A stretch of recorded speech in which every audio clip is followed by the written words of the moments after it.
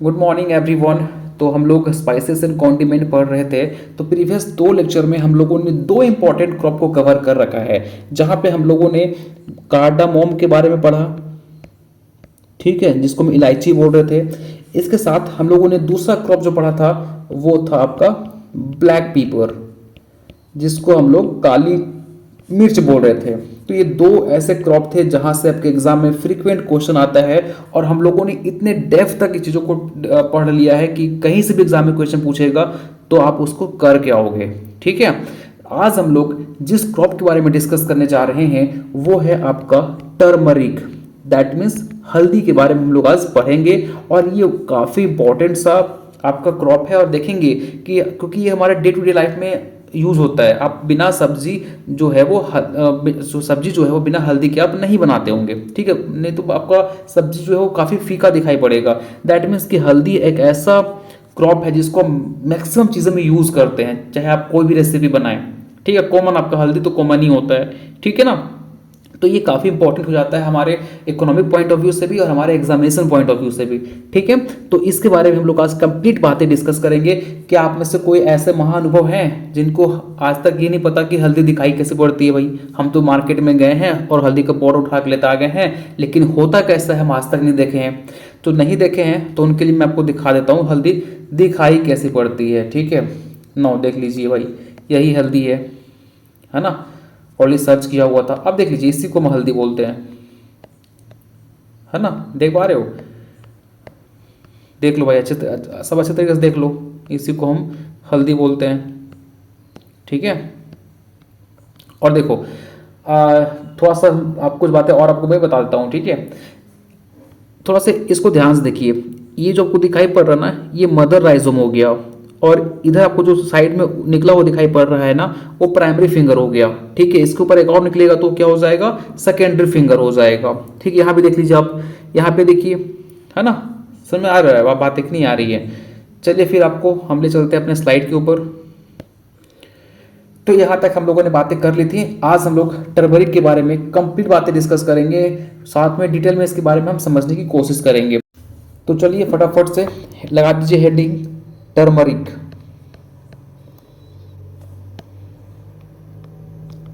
हिंदी में क्या बोलते हैं इसे, हल्दी, ठीक है, हल्दी इसको बोलते हैं हिंदी में, है ना। फटाफट बात कर लेते हैं इनके साइंटिफिक नेम। बताओ भाई, आप डेली यूज करते हैं ना, कहीं ना कहीं इसके साइंटिफिक नेम आप डेफिनेटली कहीं ना कहीं पढ़े होंगे। बताइए फटाफट से, साइंटिफिक नेम क्या होता है इसका। सर इनका साइंटिफिक नेम होता है कुरकुमा लोंगा। या आपको वेरी गुड, साइंटिफिक नेम लिखने का तरीका पता है ना कि भूल गए, कुरकुमा लोंगा इनका साइंटिफिक नेम होता है, ठीक। चलिए बात करें आगे, इसकी फैमिली क्या है भाई, फैमिली क्या है इसकी। सर इसकी फैमिली है जिंगी बिरेशी, ठीक है। बताइए क्रोमोसोम नंबर कितना होता है इसका। इसका क्रोमोसोम नंबर होता है 2n is equal to 3x is equal to 63। चलिए ओरिजिन बताइए, ये ओरिजिन कहाँ से हुआ है बताइए, फटाफट बताइए, ठीक है। मेरे साथ बोलते रहो, आपको इन बिटवीन लेक्चर ही याद हो जाएगा। टर्मरिक का ओरिजिन कहाँ है, चलो मैं हिंट दे देता हूँ, जहाँ से आपका पेडी ओरिजिन हुआ है ना वहीं से आपका टर्मरिक का ओरिजिन हुआ है। ये आपको अब जान लिए होंगे। सर साउथ ईस्ट एशिया जो है वो माना जाता है टर्मरिक का ओरिजिन।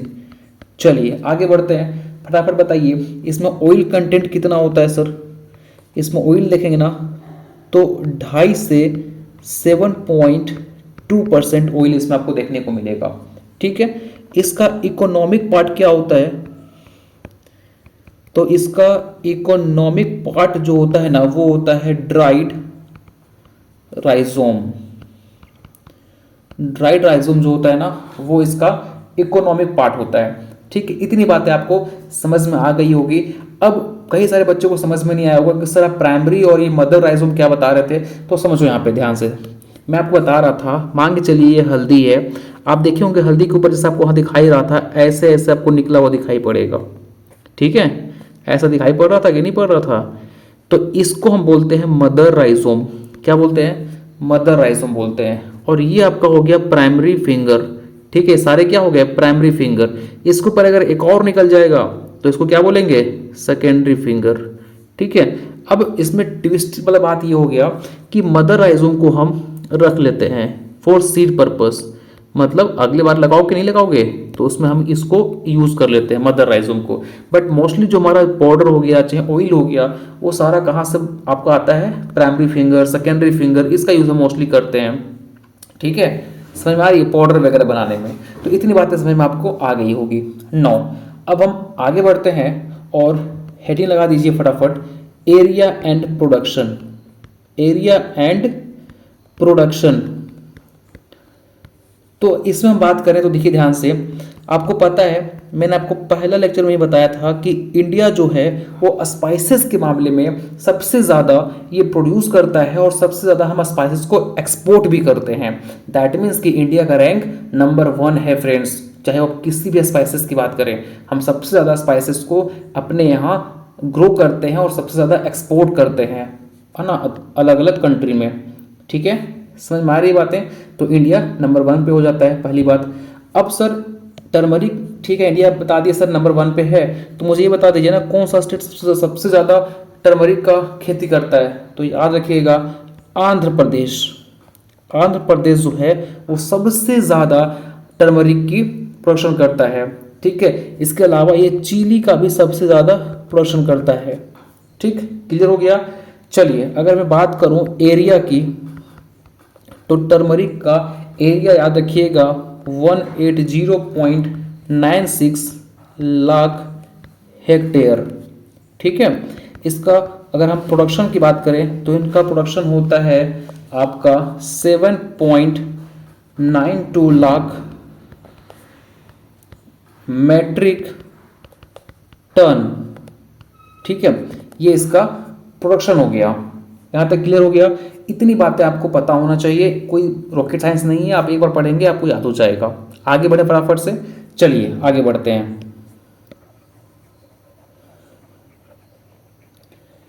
अब हम बात करेंगे क्लाइमेट के बारे में कि भैया इसको क्लाइमेट कैसा रिक्वायरमेंट होता है। जैसे मैं लिख रहा हूँ ना एग्जाम के अंदर आप D2 ऐसे लिखेंगे। ठीक है, कोई आपको चेंज करने की जरूरत नहीं है, आराम से आपका कंटेंट बन जाएगा।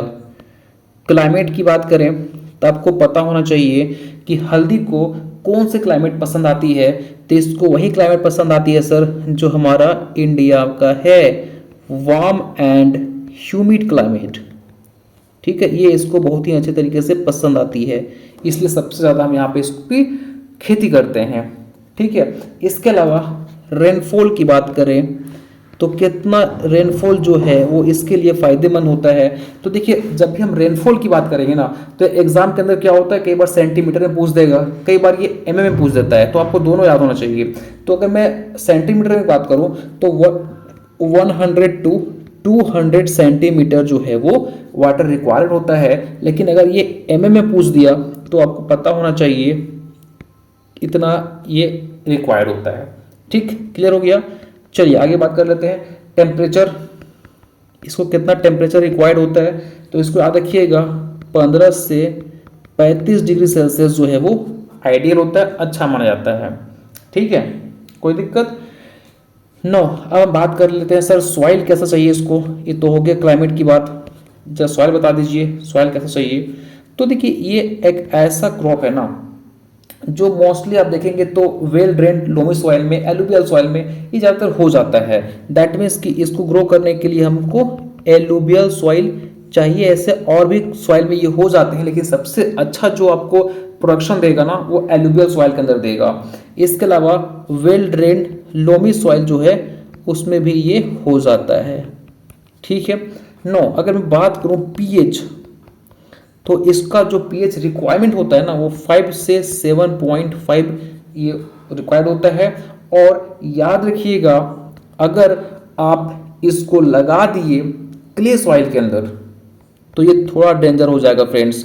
ठीक है, आप सैंडी में लगा दीजिए, आप एलुवियल में लगा दीजिए, लोमी में लगा दीजिए, लेकिन हेवी क्ले मतलब ऐसा सॉइल जो काफ़ी ज़्यादा क्ले सॉइल मतलब जिसमें क्ले कंटेंट काफ़ी ज़्यादा है, जैसे आपका ब्लैक सॉइल हो गया, इस समय अगर लगा दोगे ना तो उसमें क्या होता है, मोस्टली आप देखेंगे कि वाटर को काफ़ी लंबे समय तक ये मिट्टी होल्ड करके रखती है, और जब क्योंकि उसमें वाटर बहुत लंबे समय तक रुक जाएगा तो आपका जो टर्मरिक, क्योंकि राइजोम है, हम इसको जमीन के अंदर ही लगाते हैं, तो एक तो राइजोम रोट मतलब सड़ जाएगा, पहली बात। दूसरी बात कि ये मतलब स्टैंड ही नहीं रह पाएगा, मतलब इसके क्रॉप खड़ा ही नहीं रह पाएंगे, वो भी आपके धरती पे झुक जाएंगे, गिर जाएंगे, और आपकी इल्ड तो लॉस होगी ही होगी। तो इसको कभी भी हम क्ले सॉइल के अंदर नहीं लगाते हैं, याद रखिएगा, ठीक है, क्योंकि ये वाटर इसमें वाटर लॉगिंग होगी तो थोड़ा सा ये दिक्कत करता है इस क्रॉप को।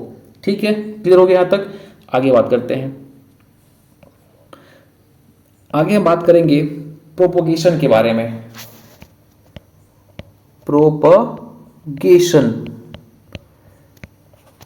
चलिए प्रोपोगेशन की बात करें तो आपको जस्ट मैंने बताया था कि ये मदर राइजोम है, इसके ऊपर प्राइमरी फिंगर, ये सेकेंडरी फिंगर। तो ये मदर राइजोम को हम यूज कर लेते हैं सीड पर्पस के लिए, मतलब अगर अगले बार जब इसको लगाओगे तो इसको हम यूज करते हैं, लेकिन प्राइमरी फिंगर, सेकेंडरी फिंगर इसका हम यूज कर लेते हैं पाउडर बनाने के लिए, ऑयल बनाने के लिए। ठीक है, तो प्रोपेगेशन में हम किसको यूज करते हैं? आप इसको, ऐसा नहीं है, देखो ऐसा नहीं है, ध्यान सुन लो, इसको मोस्टली हम यूज तो जरूर करते हैं इकोनॉमिक पार्ट के लिए, लेकिन इसको भी आप लगा सकते हो, इससे भी आपका जो है वो एक न्यू प्लांट बन सकता है, लेकिन ज़्यादातर हम इस मदर राइजोम को यूज करते हैं। तो इसका हम प्रोपेगेशन पार्ट क्या हो गया? Mother rhizome. ठीक है, इसके अलावा प्राइमरी फिंगर, सेकेंडरी फिंगर, ये इसका क्या हो गया? Propagation part. ठीक है, समझ में आ गई? चलिए बात कर लेते हैं लैंड प्रिपरेशन के बारे में। लैंड प्रिपरेशन कैसे करेंगे सर, बताइए, खेती करने की टाइम आ गई, अब बताइए मुझे कैसे इसके लैंड को प्रिपेयर करेंगे। तो सर सबसे पहले हम यहाँ पे 3 से 4 बार प्लॉक, है ना, प्लॉइंग करेंगे। प्लॉइंग करेंगे तो जो कितना डीप करेंगे, तो 20 से 30 सेंटीमीटर हम डीप प्लॉइंग करेंगे, 3 से 4 बार। ठीक है, कोई दिक्कत? अब क्या करेंगे, इसमें हम FYM और कंपोस्ट जो है वो डाल देंगे 40 टन पर हेक्टेयर। ठीक है, तो इसको दोनों को मिक्स करेंगे, हमारे अपने फील्ड में डाल देंगे। ठीक है, इसके बाद क्या करेंगे, इसमें हम रीज बनाएंगे और फरो बनाएंगे। तो रीज और फरो बना के फिर इसमें हम अगेन राइजोम को लगा देंगे। ठीक, समझ में आ गई इतनी बातें? चलिए अब समझते हैं प्लांटिंग कैसे कर रहे हैं। प्लांटिंग कैसे करेंगे सर?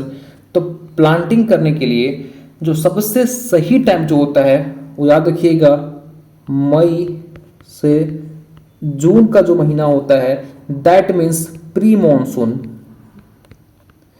है ना, मतलब मोस्टली आप अप्रैल मई बोल सकते हो, तो मतलब मानसून से पहले। ठीक है, इन्हीं की मानसून आ गया उसके बाद हम लगा रहे हैं, नहीं, मानसून से 1 महीना 2 महीना पहले आप इसकी प्लांटिंग, इसकी खेती कर सकते हैं। ठीक है, समझ रहे हैं? अब क्या करेंगे, सबसे पहले हम डिजीज फ्री राइजोम लेंगे। ऐसा नहीं कि उसमें डिजीज लगा हुआ है उसको आप ले लिए, तो हम डिजीज फ्री राइजोम लेंगे। ठीक है, उसको राइजोम को हम ट्रीट करेंगे, किसमें? इसको ट्रीट कीजिएगा डाइथेन में, है ना, 0.3%। तो इसको डाइथेन में आप ट्रीट कर दीजिए। ठीक है, इतनी बातें समझ में आ गई? कोई दिक्कत यहाँ तक? चलिए अब बात कर लेते हैं स्पेसिंग। इसको सर स्पेसिंग कितना देना है? तो इसको हम स्पेसिंग देते हैं, याद रखिएगा, 45 into 25 centimetre. Road to road distance ये हो गया, प्लांट टू प्लांट डिस्टेंस ये हो गया। ठीक, समझ में आ गई? लेकिन एग्जाम में कई बार 25 इंटू 25 सेंटीमीटर भी मिलता है आपको। तो अगर ऑप्शन के अंदर दोनों में से कोई एक है तो आप किसी ऑप्शन के साथ जा सकते हैं, अगर दोनों है तो आप इसके साथ जा सकते हैं। ठीक, समझ आ गई इतनी बातें? स्पेसिंग भी हम लोगों ने बातें कर ली। नाउ इसको हम इरेज करते हैं। इतनी बातें कर ली ना, इतनी बातें समझ आ गई होगी आपको, कोई डाउट नहीं है। बेसिक चीज़ें हैं जो आपको याद ही करनी पड़ेगी, इसमें कोई भी समझाने वाली बात नहीं है। जहाँ मैं समझाने वाली बात आ रही है मैं उसको आपको समझाते चल रहा हूँ।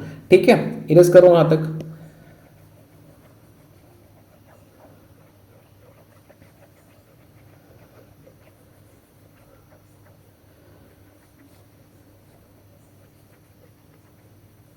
चलिए अब बात कर लेते हैं सीड रेट के बारे में। सीड रेट, ठीक, सीड रेट कितना रिक्वायरमेंट होता है इसमें, तो याद रखिएगा इसमें सीड रेट जो होता है वो 2500 kg राइजोम पर हेक्टेयर। सोच लीजिए 2500 kg राइजोम हमें रिक्वायर्ड होता है ना, पर हेक्टेयर। इसका सीड रेट हो गया, याद रखिएगा ये चीज़ें, ठीक। अब बात कर लेते हैं मैन्योर एंड फर्टिलाइजर की। मैन्योर एंड फर्टिलाइजर, देखिए इसमें कोई ऐसी बात नहीं है, इसमें मैं आपको क्या समझाऊंगा, जो चीज़ें हैं वो आपको याद तो करनी पड़ेगी, ठीक है। तो इसमें हम डालेंगे FYM, ठीक है, कितना 30 टन पर हेक्टेयर।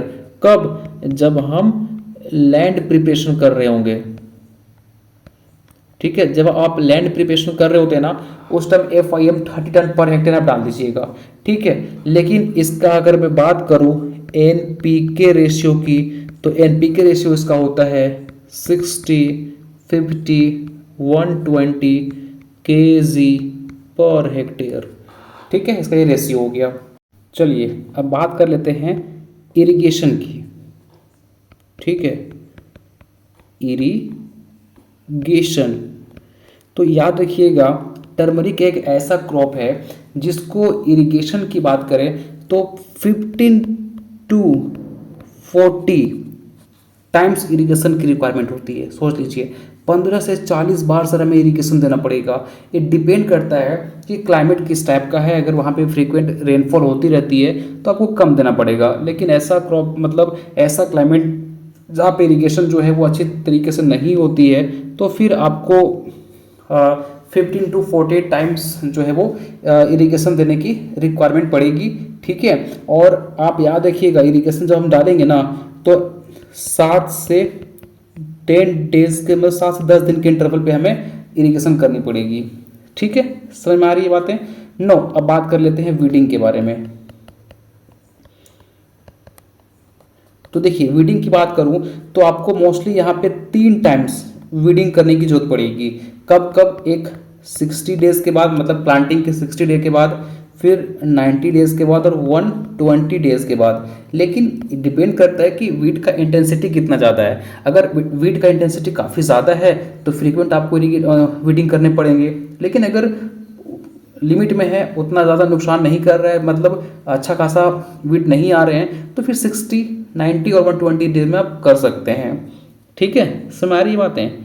9, यहाँ पे एक बात और याद रखिएगा कि जैसे ही हम फर्टिलाइज़र डालेंगे ना, जब डालते हो फर्टिलाइज़र उसमें, तो फर्टिलाइज़र के तुरंत बाद हमें अर्थिंग अप कर देनी चाहिए। अर्थिंग अप समझते हो ना, मिट्टी को हम चढ़ा देते हैं, तो जैसे मिट्टी को हम जैसे आलू में चढ़ाते हैं ना मिट्टी, वैसे हम इसमें अर्थिंग अप कर देते हैं इमीडिएटली आफ्टर फर्टिलाइज़र एप्लीकेशन, ठीक। समझ में आ गई? चलिए अब बात करते हैं इसमें हम इंटरक्रॉपिंग कि सर इसमें आप क्या इसको इंटरक्रॉपिंग कर सकते हैं, या आपको देखे होंगे आप अपने गांव में जो है लोग इसे इंटरक्रॉपिंग में यूज़ करते हैं, ठीक है। आप इसे इंटरक्रॉप कर सकते हैं कोकोनट के साथ, ठीक है। इसको आप मिक्स्ड क्रॉप में भी यूज़ कर सकते हो। किसके साथ? सर इसमें आप मिक्स्ड क्रॉप में जैसे आप इसको चिली के साथ लगा सकते हैं, इससे आप अनियन के साथ लगा सकते हैं, इसे आप ब्रिंजल के साथ लगा सकते हैं, इसे आप मेज के साथ लगा सकते हैं, ठीक है। इतने सारे क्रॉप के साथ इसे आप लगा सकते हैं, ठीक। समझ में आ गई इतनी बातें? 9, इंटरक्रॉप के बाद हम देखेंगे तो इसमें आपका आता है हार्वेस्टिंग। अब क्या करेंगे हम? हार्वेस्टिंग करेंगे, ठीक है। तो हार्वेस्टिंग में आप याद रखिएगा प्लांटिंग के 7 to 9 मंथ के बाद हमें हार्वेस्टिंग करनी होती है, ठीक है। और कई बार क्या होता है कि कुछ लेट से हार्वेस्टिंग होते हैं, कुछ इससे भी पहले हो जाते हैं, तो ये डिपेंड करता है कि आपकी वैरायटी कौन सी है, वैरायटी पे भी डिपेंड करता है आपकी हार्वेस्टिंग, ठीक है। अब हम बात कर लेते हैं ईल्ड के बारे में भाई। तो इसका ईल्ड क्या आता है? तो इसका ईल्ड जो है वो 20 to 25 टन पर हेक्टेयर इतना इसका ईल्ड आता है, 20 to 25 टन पर हेक्टेयर। सोच रहे हो? ठीक। 9, यहाँ तक हम लोगों ने बातें कर ली। अब सुनो ध्यान से, आप अगर गौर किए होंगे तो सर यहाँ पे एक पॉइंट हमने छोड़ दिया, दैट इज वेराइटी। ठीक है, वैरायटी हमने नहीं बताया आपको। क्यों नहीं बताया? क्योंकि मैं आपको एक सीट प्रोवाइड करूंगा अपने टेलीग्राम चैनल पे। अभी तक ज्वाइन नहीं किया है, लिंक डिस्क्रिप्शन बॉक्स में गिवन है, जाके ज्वाइन कर लेना। तो उस सीट में आपको अलग अलग इंस्टीट्यूट के नेम दिए होंगे और उसके द्वारा रिलीज किया गया वैरायटी भी दिया रहेगा। तो आपको एज इट इज याद करना है। ठीक है, मैं उसको लिखते चलता तो काफ़ी लंबा वीडियो का ड्यूरेशन हो जाता, इसलिए मैं उसे हम आपको प्रोवाइड कर देंगे अपने टेलीग्राम ग्रुप में। ठीक है, उसे आप डाउनलोड कर लेना, उसको आप एक बार अच्छे तरीके से पढ़ लेना, बात आपका खत्म हो जाएगा। ठीक, क्लियर है यहाँ तक? इरेज करते हैं। अब बात करते हैं प्रोसेस के बारे में। देखिए, प्रोसेसिंग आपको समझना काफ़ी इंपॉर्टेंट है, क्योंकि आपको पता होना चाहिए कि हल्दी को हम कैसे प्रोसेस करते हैं और इसमें क्या क्या प्रोसेस में आपके आते हैं। ठीक है, चलिए फटाफट हम बात कर लेते हैं प्रोसेसिंग के बारे में। तो मीट क्यों जा रहे भाई? चलिए,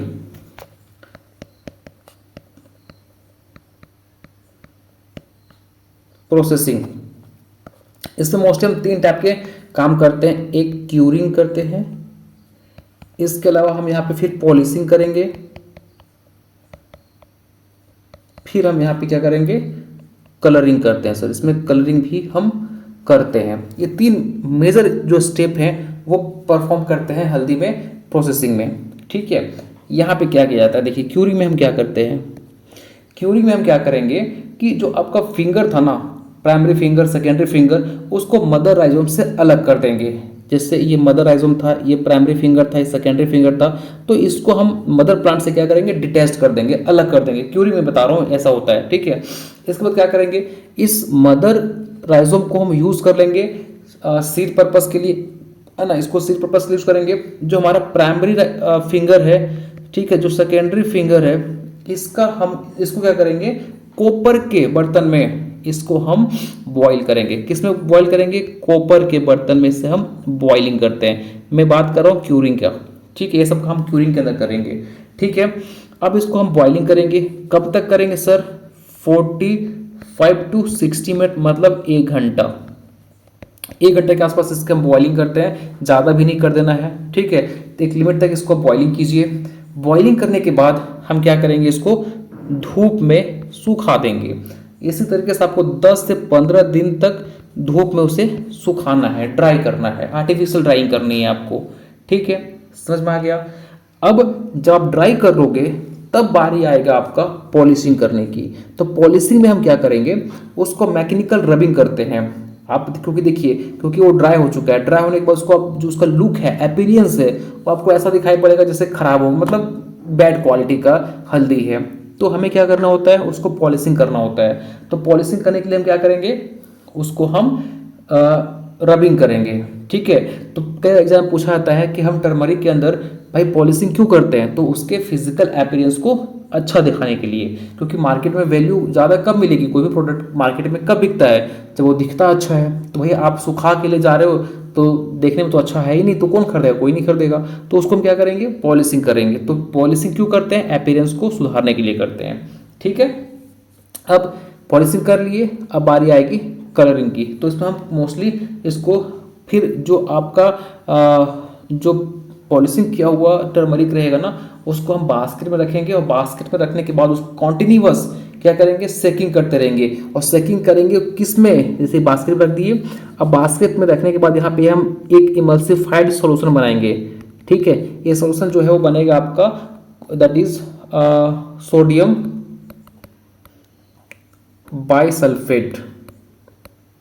सोडियम बाइसल्फेट का एक सॉल्यूशन बनाएंगे, या फिर कॉन्सेंट्रेट HCl का एक सॉल्यूशन बनाते हैं और इसमें हम डाल देंगे टर्मरिक को और कॉन्टिन्यूअस सेकिंग करते रहेंगे। कॉन्टिन्यूअस सेकिंग करते रहोगे ना, तो फिर फर्दर ये कलरिंग हो जाएगा और इसकी मार्केट में फिर डिमांड बढ़ जाएगी। तो ये कुछ इंपॉर्टेंट प्रोसेस है जो टर्मरिक के अंदर किया जाता है। ठीक है ना।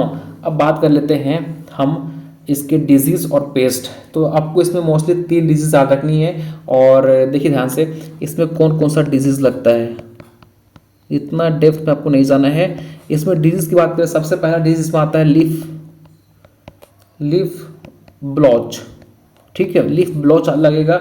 इसमें क्या होता है, इसमें आप देखेंगे तो जो इनके लीफ होते हैं ना, लीफ के ऊपर आपको स्मॉल ओवल अलग अलग इरेगुलर स्पॉट दिखाई पड़ेंगे, है ना, ब्राउन स्पॉट दिखाई पड़ेगा।